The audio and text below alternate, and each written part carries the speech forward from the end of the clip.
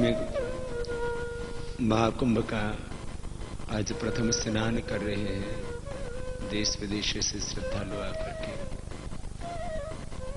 स्नान तो एक प्रतीकात्मक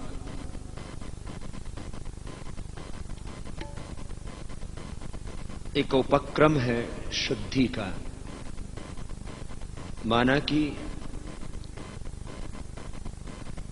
जल से हमारे तन की शुद्धि हो जाती है, लेकिन यह शुद्धि केवल यहीं तक नहीं रहती। ये तो हमारे ऋषियों ने नित्य कर्म में विधान किया कि हर रोज उठ करके हमें स्नान करना ही चाहिए।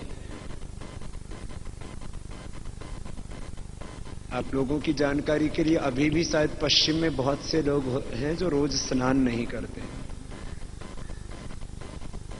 तिब्बत में लोग ऐसे हैं जो रोज स्नान तो बात छोड़ो, शायद वर्ष में एक बार स्नान करते हैं। हमारे ऋषियों ने प्रतिदिन, अभी आपको वेदोपदेश दे रहे थे, ब्रह्मचारी के कर्तव्य बता रहे थे गुरुदेव, तो उसमें भी नित्य कर्म में शौच है। लेकिन हम केवल तन की शुद्धि तक ही ठहर नहीं जाते।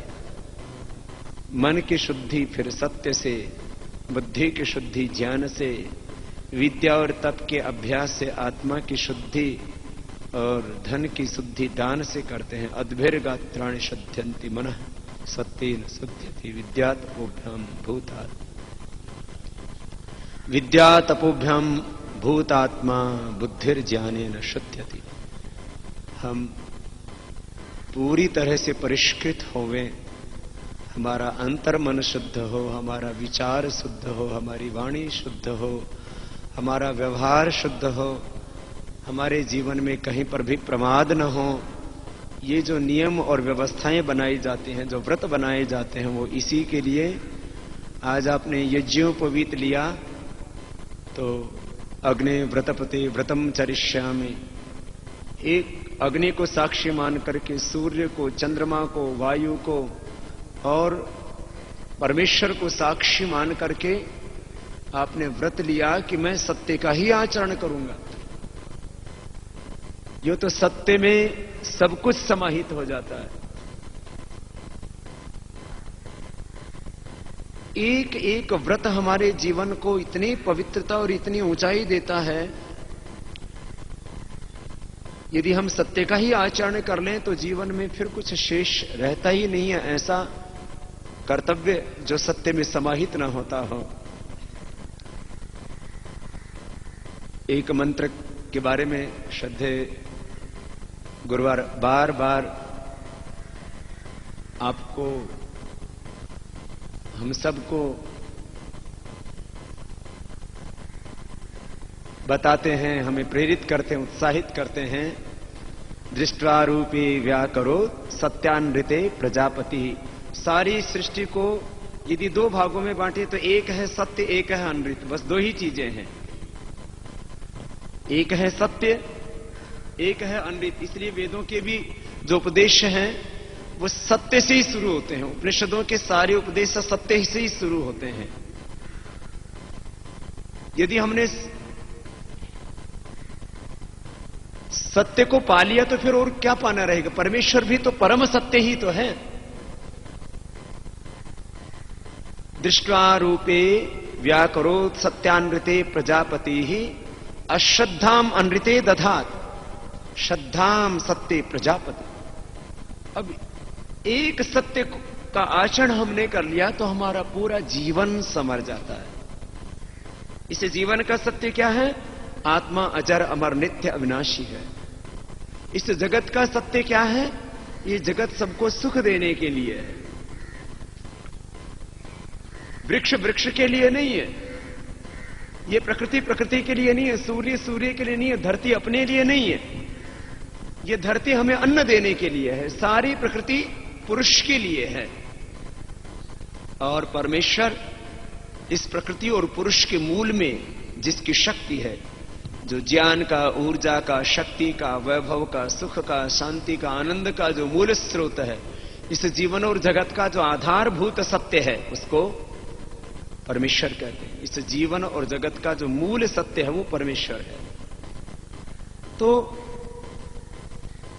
हमारी सारी संस्कृति, हमारे संस्कार, हमारी सारी परंपरा सत्य पर केंद्रित है। और मैं कई बार पहले बहुत निराश हो जाता था इस बात से कि संसार में झूठ बहुत है, अधर्म बहुत है, अन्याय बहुत है, पाप बहुत है, अनाचार बहुत है, दुराचार बहुत है, भ्रष्टाचार बहुत है, बहुत अशुभ है, बहुत अधर्म है, बहुत अनीति है, बहुत अपवित्रता है संसार में, समाज में, दुनिया में। हम कहते हैं हम सत्य को विजयी बनाएंगे। शास्त्रों में हमने पढ़ा कि सत्यमेव जयते। ये तो चारों तरफ झूठ दिख रहा है। एक बात ने मुझे बहुत समाधान दिया, मेरी सारी उलझन को, इस सारे भ्रम को, इस सारे संशय को तोड़ दिया। वो ये, जब मैंने इस बात के ऊपर गंभीरता से विचार किया कि एक शराब पीने वाला व्यक्ति भी नहीं चाहता कि उसके बच्चे शराब पिए, अर्थात और वो भी चाहता है कि मैं इससे मुक्त हो जाऊं। एक दुराचार करने वाला व्यक्ति भी आदर्श सदाचार को ही मानता है। एक शराब पीने वाला, दुर्व्यसनों में फंसा, बुराइयों में फंसा व्यक्ति आदर्श सच्चाई को और अच्छाई को ही मानता है। झूठ बोलने वाला व्यक्ति भी आदर्श सत्य को ही मानता है। हिंसा करने वाला व्यक्ति भी आदर्श अहिंसा को ही मानता है, क्योंकि वो मानता है कि मेरी कोई हिंसा ना करे। इसका मतलब झूठ कहीं मरा नहीं है। झूठे व्यक्ति में भी सत्य जीवित है, हिंसक व्यक्ति में भी अहिंसा जीवित है, घृणा करने वाले व्यक्ति में भी प्रेम जीवित है। जो दूसरों से कितने ही भले ही घृणा करता हो, लेकिन वो चाहता है कि उससे कोई घृणा ना करे। तो झूठे व्यक्ति में भी सत्य जीवित है, हिंसक में अहिंसा जीवित है। चोरी करने वाला व्यक्ति भी सोचता है कि उसका पदार्थ कोई न चुराए, वह भी चोरी न करने को ही आदर्श मानता है। एक वेश्यावृत्ति करने वाली बहन, चाहे उसने मजबूरी में, अनजाने में उससे ये पाप हो गया हो, लेकिन वो भी आदर्श तो सदाचार को ही मानती है। इसका मतलब हमें सत्य में जीना है।